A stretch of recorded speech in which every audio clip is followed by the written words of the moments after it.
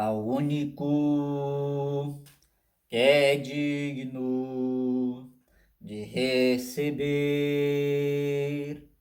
a honra e a glória, a força e o poder, ao Rei eterno e imortal, invisível, mas real, a Ele ministramos o louvor. Salve a paz do Senhor Jesus Cristo a todos os ouvintes. Meu querido e minha querida, muito obrigado pela tua presença. Abra as vossas Bíblias no livro de Apocalipse, capítulo de número 13. Eu já falei sobre esta palavra aqui uma vez, sobre a besta que subiu da terra, e irei falar de novo. Só que a palavra do Senhor se renova a cada dia, então irei falar de uma maneira diferente. O Espírito Santo do Senhor sempre renova, revela coisas novas e boas para nós. Apocalipse, capítulo de número 13, versículos de número 11 ao versículo de número 18, a palavra de Deus diz assim: E vi subir da terra outra besta, e tinha dois chifres semelhantes ao de um cordeiro, e falava como o dragão, e exerce todo o poder da primeira besta na sua presença, e faz que a terra e os que nela habitam adorem a primeira besta, cuja chaga mortal fora curada, e faz grandes sinais, de maneira que até fogo faz descer do céu à terra, à vista dos homens.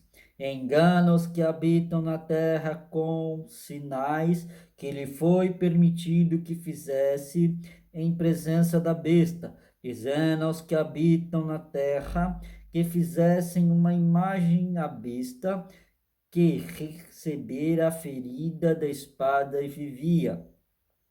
Ele foi concedido que desse espírito à imagem da besta, para que também a imagem da besta falasse, e fizesse que fossem mortos todos os que não adorassem a imagem da besta, e faz que a todos, pequenos e grandes, ricos e pobres, livres e servos, lhe seja posto um sinal na mão direita ou na testa, para que ninguém possa comprar ou vender, senão aquele que tiver o sinal, e o nome da besta e o número do seu nome. Aqui há sabedoria. Aquele que tem entendimento calcule o número da besta, porque é o número de homem, e o seu número é 666. O famoso 666, né? Todo mundo, quando fala em 666, fica apavorado, fica amedrontado. Todo mundo tem medo do 666, mas o 666 é número de homem, porque o homem foi criado no sexto dia. Então, 666 é muito mais do que um simples número. Não é um número amaldiçoado, não é um número demoníaco, não é um número diabólico, tá? O 666 foi usado em um ato simbólico, é um número como qualquer outro número. 665, 666, 667 é um número como qualquer outro. Ele só foi utilizado como um número simbólico para mostrar sobre a questão da besta, a questão diabólica. Foi um número simbólico, tá? É um número como qualquer outro. Não tem por que ter medo do número em si. Você precisa entender que o 6 é o número do homem. Isso significa que o 666 não vai ser o diabo aparecendo com a marca da besta. Você vai ter o número 666 estancado e tal. Não, o número 666 é um número de homem, como a Bíblia já disse aqui. E é um sinal que você não vai poder comprar nem vender. Você vai ter que, se quiser comprar, vender, vai ter que ter esse sinal, e está muito perto, né? Porque houve uma época aí que a gente não podia comprar e vender sem uma máscara. Sim, se a gente não tivesse de máscara, a gente não podia entrar em estabelecimento nenhum. Tinha que estar lugar depois disso, saiu a máscara, entrou a vacina. Quem não tivesse a vacina não podia comprar, não podia vender, quem não tivesse vacina não podia fazer nada. E muita gente tomou vacina. Não, eu sou contra a vacina. Quem quiser tomar, que tome. Isso aí é problema de cada um. Louvo a Deus pelos meus anticorpos, são muito bons, são muito fortes. Eu não careço de tomar. Louvo a Deus por isso, por causa dos meus anticorpos que Deus deu. Porque o que é a vacina? A vacina, ela é para ajudar, já foi dito para ajudar os soldadinhos, né? Para ajudar os glóbulos brancos, que são os glóbulos brancos que combatem ali os vírus do nosso corpo, né? Tem os glóbulos brancos para combater ali os vírus. E também tem esqueci o nome do abençoado aí, de outro sistema, do nosso sistema imunológico, que nos ajuda a combater certas doenças, as febres, essas coisas. E muitas das vezes a vacina, ela ajuda os soldadinhos a se fortificarem, a se prepararem, a criar anticorpos, essas coisas, para os nossos corpos poder suportar quando realmente vier o vírus, não é? Então, de fato, eu não sou contra a vacina. Quem quiser vacinar, vacine-se.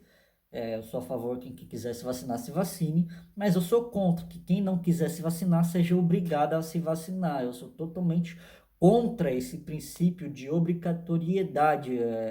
É totalmente ridículo você obrigar alguém. A pessoa ela tem um direito. E se vocês têm tanto medo de que a pessoa não tome a vacina, isso significa que a vacina não tem efeito nenhum. Isso significa que a vacina não tem valor nenhum. Porque se tanta gente tomou a vacina, e uma pequena minoria tomou, uma grande maioria tomou, e até aqueles que tomaram acabaram morrendo de Covid e tal, acho que essa vacina parece que é meio que furada, parece que é só uma questão para aumentar a franquia monetária da indústria farmacêutica. Parece que só foi para isso que serviu a vacina, para dar poder à indústria farmacêutica para ela ficar mais rica do que ela já é.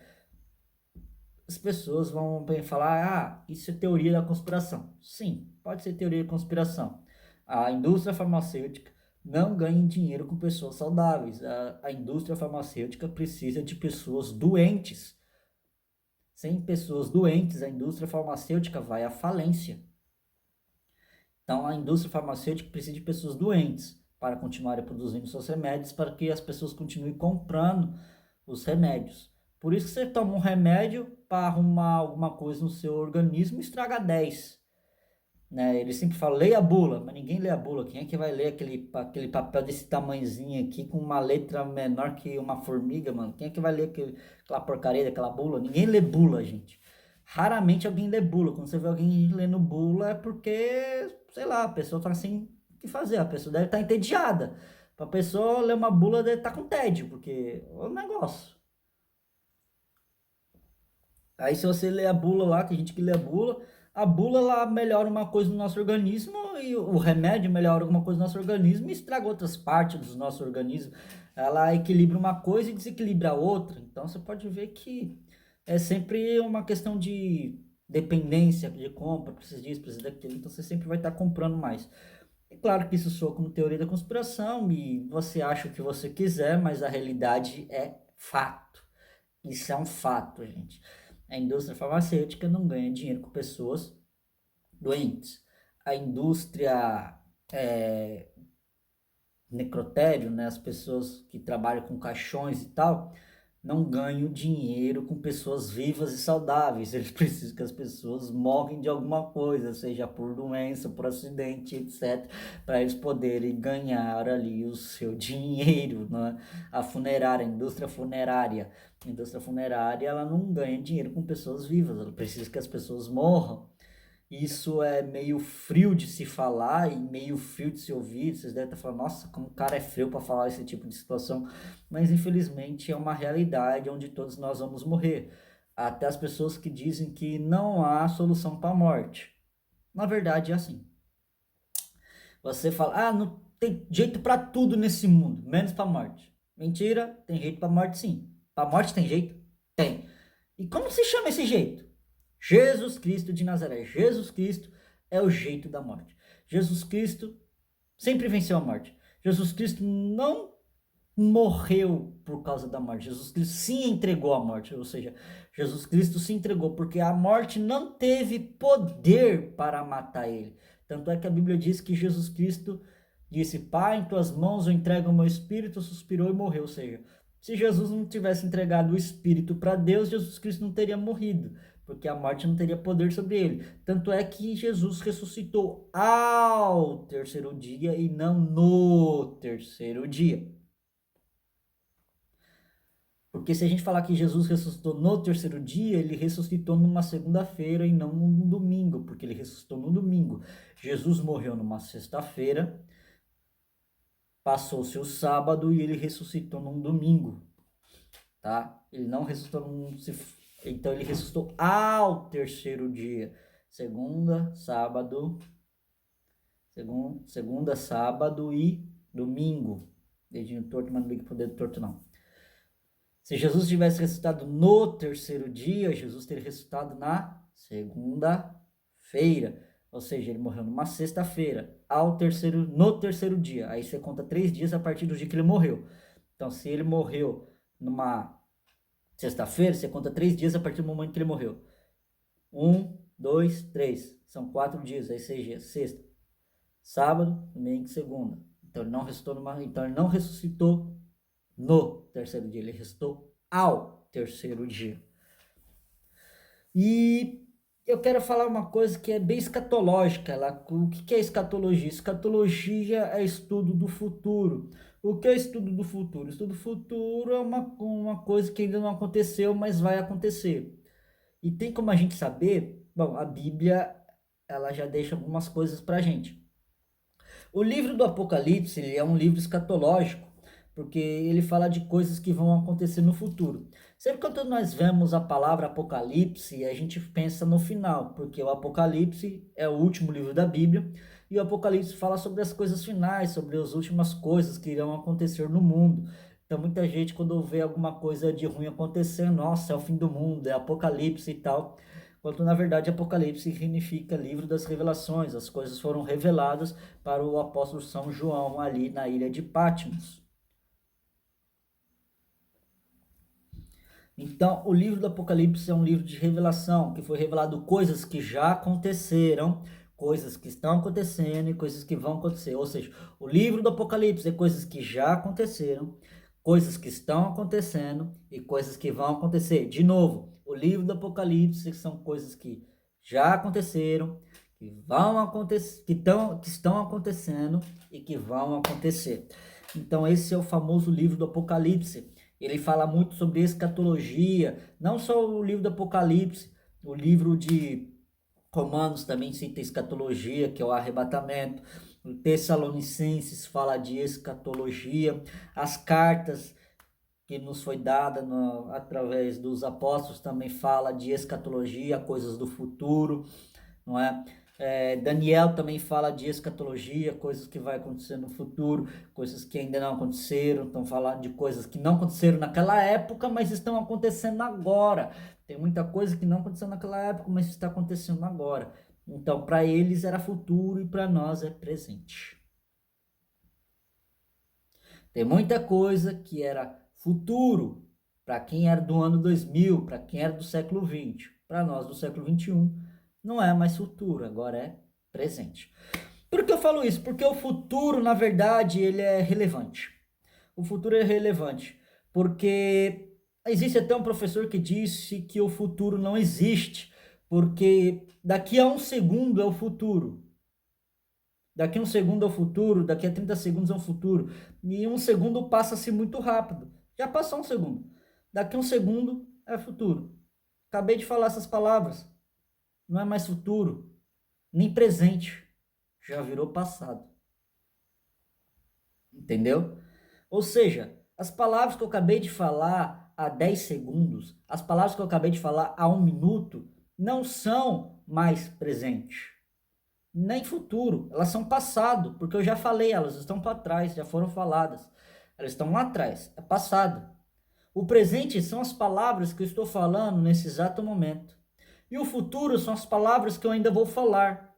Só que o futuro vai acontecendo de acordo com o meu presente. Ou seja, para o futuro acontecer, depende do meu presente. Eu só tenho presente por causa do meu passado. Se eu não tivesse passado, eu não teria presente. Mas como eu tenho passado, eu tenho presente. Eu vivo o dia de hoje por causa das coisas que se passaram. Eu estou falando com você agora nesse telefone, você está ouvindo agora essa mensagem porque você teve um passado. O seu passado foi pegar esse telefone, abrir o vídeo e assistir essa mensagem. Nesse presente momento você está assistindo isso. E o futuro é você terminar de ver esse vídeo e fazer alguma outra coisa da qual você tem planejado. Beber uma água no banheiro, sei lá, o que você planeja fazer depois. E o futuro, ele é relativo para o ser humano. Para mim e para você, o futuro é relativo. Porque o futuro depende do meu presente para acontecer. Se eu fizer alguma coisa, o meu futuro vai ser X. Se eu não fizer nada, o meu futuro vai ser Y. Ou seja, independente se eu faço ou não faço, eu tenho um futuro. A partir do momento que eu perco, quando eu não vou ter futuro, a partir do momento que eu morro. A partir do momento que eu morri, não tenho mais futuro. Na verdade, tem sim. O ser humano, a partir do momento que morre, tem um futuro. Se morreu com Jesus Cristo, o futuro é a vida eterna. Se morreu sem Jesus Cristo, o futuro é uma morte eterna no lago de fogo, junto com o diabo, seus anjos no inferno. Então, o futuro do ser humano é relevante. Depende muito da gente. Existe apenas dois futuros. Existe apenas o futuro A e o futuro B. Assim como existe o caminho A e o caminho B. Existe o céu e o inferno. Só existem dois caminhos. Não existe três caminhos. Não existe purgatório. Não existe reencarnação. Não. Existe salvação, libertação, existe ressurreição dos mortos. Perdão. Essas coisas existem. E o futuro pra gente é relativo. O futuro pra mim é relativo. Porque se amanhã eu vou acordar cedo e fazer flexão, fazer barras, algum exercício, vai depender do meu presente. O meu presente vai ser tomar uma atitude de pegar meu celular, colocar um horário para despertar e esperar o futuro chegar. Esse é o presente. A gente planejou, mas o negócio é daqui a algumas horas, é futuro. Daqui a 10 segundos é futuro. E você já está planejando, eu vou beber água daqui a pouco. Daqui a pouco eu vou assistir tal filme, daqui a pouco eu vou jogar bola, daqui a pouco eu vou assistir um filme, daqui a pouco eu vou assistir um anime, uma novela, daqui a pouco eu vou estudar. Então, é muito relativo o futuro pra gente. O que vai acontecer no nosso futuro depende do nosso presente. Entendeu? O ser humano, ele é preso nisso. Por isso que tem estudiosos que dizem que o futuro não existe. Porque o futuro só vai chegar... A gente nunca vai chegar no futuro. Porque sempre é futuro. A gente vai chegar no presente. Quando a gente chega no futuro, é presente. Então a gente nunca vai chegar no futuro. Então a gente já está no presente, que passou por um passado. A gente está no presente. Passou por um passado. Passado, presente. A gente quer ir para o futuro. Só que o futuro nunca chega. Porque ele é relevante. Depende muito. Ou seja, para mim e para São Bernardo do Campo, ou ir para São Paulo, é um futuro. Ou seja, eu programei um futuro. Vou para São Bernardo do Campo ou para São Paulo. Para onde eu vou? Depende do meu presente. Para mim chegar em São Bernardo do Campo ou para mim chegar em São Paulo, que é o meu futuro, um dos dois é o meu futuro, vai depender do meu presente. O meu presente é o quê? Tomar a decisão de seguir caminho para aquele lugar. Em cada instante a decisão é o presente. O presente é decisão em todos os instantes. O presente está em todo momento. Então a gente vive o presente. Não tem como viver o passado. Águas passadas não movem moinhos. Não tem como a gente viver o passado. O passado serve muitas vezes como um alerta dos erros que os outros cometeram para a gente não cometer também. Mas o passado não nos leva ao futuro. O que nos leva ao futuro é o nosso presente. E o futuro depende de mim, de você. O nosso futuro depende de nós. E ele é relativo. Muito relativo. Depende muito. Só que para Deus é diferente. Deus não tem futuro. Deus não tem presente. Deus não tem passado. Deus é o passado, presente e futuro. Deus é ao mesmo tempo futuro, passado e presente. Eu não posso estar no passado e nem no futuro. É impossível estar no passado e no futuro, eu tenho que estar no presente. Eu posso estar no presente com a cabeça no passado, eu posso estar no presente com a cabeça no futuro, mas em todo instante eu estou no presente. Eu estou preso no presente. Não posso voltar ao passado e nem posso avançar ao futuro, porque todo instante é presente. A cada momento é presente. Por isso que o futuro muitas vezes é relativo. Muitas vezes a gente tem um projeto no futuro e o futuro nunca chega. Esse projeto nunca se concretiza. A gente nunca conquista. Por quê? Porque a gente vive o presente. Por isso que Jesus Cristo disse que cada dia basta o seu mal. Está na Bíblia. Então, o futuro para a gente é relativo. Para Deus, não. Deus é passado, presente e futuro ao mesmo tempo. Deus ele é o início e é o fim. Deus é o alfa e o ômega. Deus não está preso ao presente. Deus não está preso ao passado. Deus não está preso ao futuro. Ao mesmo tempo, Deus é passado, presente e futuro. Deus é passado, presente e futuro ao mesmo tempo. Então, ele é o passado, presente e futuro ao mesmo tempo. Gente, como explicar isso? Se eu posso estar... Não há como explicar. Talvez algum físico, algum matemático possa tentar explicar um pouquinho essa questão dinâmica de passado, presente e futuro, porque nós vivemos mais o presente e Deus ele é, ao mesmo tempo, passado, presente e futuro. Talvez um físico quântico, um físico teórico, algum matemático especialista aí, ele pode tentar, em seus cálculos aí, explicar um pouquinho melhor a questão teórica, mas a prática é uma só. Deus é, ao mesmo tempo, passado, presente e futuro. Ele não depende de passado, não depende de presente, não depende de futuro. Nós dependemos de tudo isso. Então, por isso que nós dependemos de Deus. Olha a grandeza desse Deus, olha a grandeza desse homem, olha a grandeza desse Senhor, olha a grandeza de Jesus Cristo. Ele é ao mesmo tempo passado, presente e futuro. E nós não somos nada além do que o presente. O passado já era e o futuro pode ser que não chegue mais. E levando isso em consideração, que o futuro é irrelevante para a gente, o futuro de Deus não é irrelevante. O nosso futuro depende muito do que a gente faz ou vai deixar de fazer. O nosso futuro depende muito do que a gente fala ou vai deixar de falar. Então o futuro só acontece se dependendo do que a gente fala, do que a gente pensa, do que aquilo que a gente age. Dependendo das atitudes que eu fizer, dependendo das palavras que eu falar, eu vou ter um futuro diferente. Eu vou seguir um futuro totalmente diferente.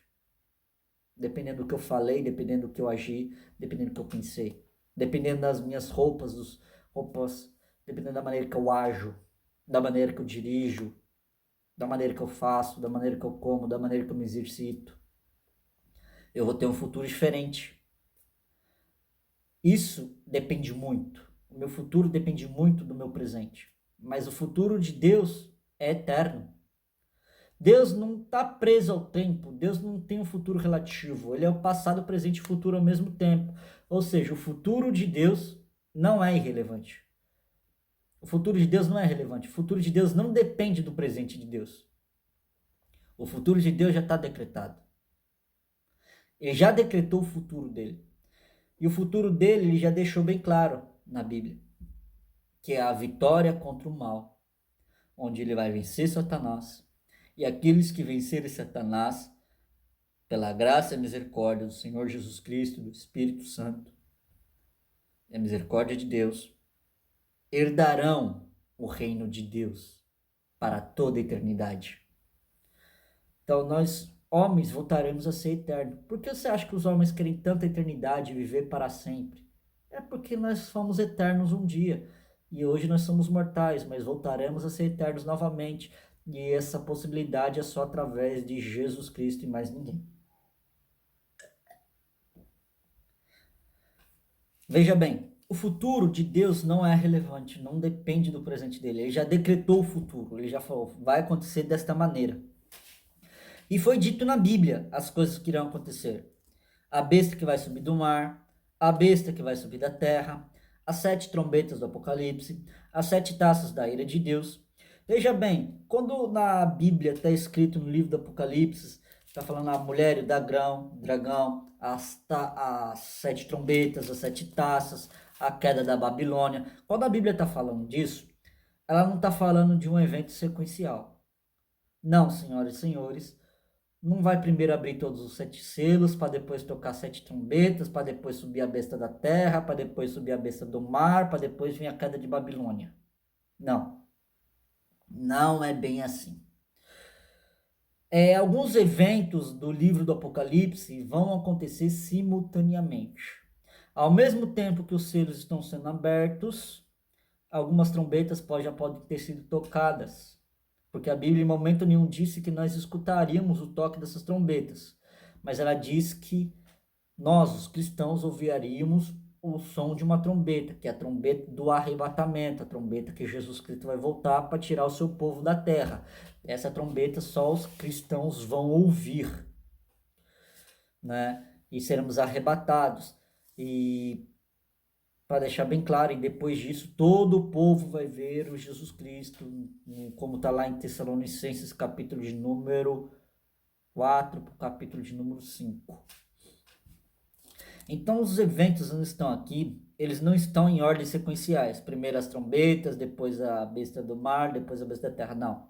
Ao mesmo tempo que está abrindo-se os selos, a besta do mar e a besta da terra podem se levantar simultaneamente. Só os eventos não foram colocados em ordens sequenciais. Eles só foram separados. O apóstolo só estava escrevendo o que ele viu. Ele pode ter muito bem ter visto aqueles eventos simultâneos, e depois ele foi colocando com riqueza de detalhes. Ele está colocando aqui as riquezas dos detalhes. Ele falou que subiu uma besta da terra, ele falou que subiu uma besta do mar, ele falou que comeu um livrinho, ele viu a mulher e o dragão, ele viu a queda de Babilônia. O evento que não será simultâneo, a queda de Babilônia, os 1000 anos, depois dos 1000 anos, a guerra de Gog e Magog, depois dos 1000 anos, e depois vai vir Jesus Cristo vencer para sempre, o juízo final e o reino de Cristo eterno. Antes disso, entre os selos e a queda de Babilônia, esses eventos, em momento nenhum, a Bíblia está dizendo que serão sequenciais. Primeiro um, depois o outro, depois o outro, depois o outro. A Bíblia nunca disse isso. E há 200 anos, ninguém podia pregar com tanta certeza o que é essa besta que subiu da terra. A besta que subiu do mar não viaja, irmão. Você não vai ver um monstro de ficção científica saindo do mar, não. A besta que subiu do mar, ele é um sistema socioeconômico e político. É um sistema socioeconômico e político e não é a ONU. Não é a ONU. É um sistema socioeconômico e político e não é a ONU. É um outro sistema socioeconômico político muito poderoso. E a besta que subiu da Terra, ela é um androide. Há 200 anos, no século XX, jamais a gente podia pregar sobre robô. A palavra robô nem existia. A palavra robótica, o que é robótica? O que é robô? O que é androide? Inteligência artificial? Que palhaçada é essa? É de comer? É de beber? O que é isso? Que história é essa? Eu não entendo. Na época do apóstolo São João, eles não sabiam que era inteligência artificial. Eles não sabiam que era robótica. Eles não sabiam o que era essa questão científica de Android. Essas coisas não existiam. Essas coisas começaram a existir no final do século XX para o início do século XXI. No final do século XX para o século XXI, nessa transição, começou a surgir a mecânica, a robótica, Android, inteligência artificial. Você conversa com o Google, você está conversando com um robô. Você conversa com a Alexa. A Alexa é um Android, é um robô, é um sistema robótico. A Alexa é uma inteligência artificial. Então você conversa com inteligências artificiais. Nós conversamos com inteligências artificiais. E isso para aquele povo é loucura. Se aquele povo daquela época vier para nossa época, vai falar, poxa, é demônio. Eles não sabem o que é inteligência artificial. Você pergunta, ok, Google, qual a temperatura? E do nada sai um som do seu celular falando, agora está o tempo climático, está 32 graus e etc, tal. Poxa, as pessoas vão se assustar. Para nós é totalmente normal. Nós vivemos na época científica, da robótica, da inteligência artificial. Ou seja, nós vivemos o fim dos tempos. É a hora onde Jesus Cristo vai começar a aparecer. Quando Jesus Cristo vai começar a aparecer? Não sei, mas antes de Jesus Cristo aparecer, o idiota lá do anticristo lá vai querer ser chamado de Cristo, vai querer ser adorado, vai querer ser glorificado, e todo mundo saberá que não, que ele é um Cristo falso, que ele não é verdadeiro, e depois disso Jesus Cristo verdadeiro aparece. Então isso aqui é mais um alerta, meus queridos. Os eventos daqui, das trombetas, da subida do mar, da besta do mar, da besta da terra, não são simultâneos, não são sequenciais. Primeiro a besta da terra e depois a besta do mar. A besta da terra e do mar, na verdade, já está entre nós há muito tempo. O sistema socioeconômico e político da besta do mar já está no nosso mundo há muito tempo. Já está entre nós. O sistema socioeconômico político, ou seja, a besta que subiu do mar já está entre nós. A besta que subiu da terra já está entre nós.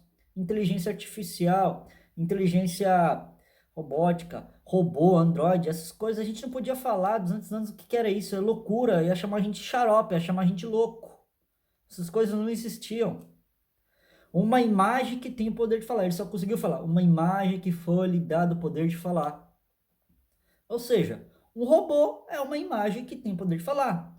Um Android é uma imagem que tem o poder de falar. É uma imagem de escultura desenhada com robótica, criada para poder falar e se comunicar com a gente. Então, o que a Bíblia está falando aqui, que o apóstolo São João viu na ilha de Patmos em visão da besta que subiu da terra, nada mais nada menos que um robô, que um androide com inteligência artificial. O que é inteligência artificial? Inteligência artificial são algoritmos de computador com capacidade de raciocínio. O Google, ele tem uma capacidade de raciocínio. Você faz uma pergunta, ele pesquisa lá e te responde certinho. O Facebook e outras coisas que você pode usar a inteligência artificial, como conversas por WhatsApp, conversas com banco, certas coisas você pode resolver com inteligência artificial. Não precisa de uma pessoa estar ali conversando com você. A própria inteligência artificial consegue resolver isso. Só que ainda não é a besta da Terra em si. Isso aqui é apenas o início. Eles estão preparando o campo. Ou seja, eles estão preparando o campo científico para a besta da terra se manifestar. A besta da terra ainda não se manifestou, tá? A besta do mar e a besta da terra ainda não se manifestou. Ele está em nosso meio, está no nosso meio, mas não se manifestou ainda. Até porque a inteligência artificial não é 100%. Eles só conseguem fazer coisas pré-programadas. Mas quando a inteligência artificial funcionar,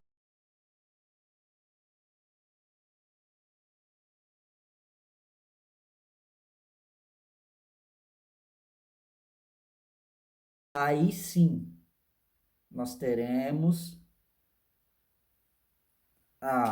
o surgimento da besta da terra. Então, quero que você saiba que a besta que subiu da terra é um androide com sistema artificial, com inteligência artificial, com capacidade de raciocínio próprio. Um robô com capacidade própria de raciocínio. Um robô com capacidade própria de pensamento, ou seja, ele pode pensar e tomar atitudes por ele mesmo, igual um ser humano. O robô atualmente não pode tomar atitudes por si só, ele tem que tomar atitudes pré-programadas. Mas um robô com inteligência artificial, ele não precisa de nada pré-programado, ele por si mesmo consegue raciocinar como um ser humano comum. Então, é isso. Fique alerta, Jesus Cristo está voltando. E a besta que subiu do mar e da terra já está entre nós, só apenas não se manifestou. E os eventos da Bíblia, do livro do Apocalipse, nem todos estão em ordens sequenciais. Muitos dos eventos serão simultâneos, acontecerão ao mesmo tempo, tá bom? Fiquem alertas, Jesus Cristo está voltando. Deus abençoe a todos. Aceite Jesus Cristo, se arrependa dos seus pecados, porque é a única maneira de receber a redenção.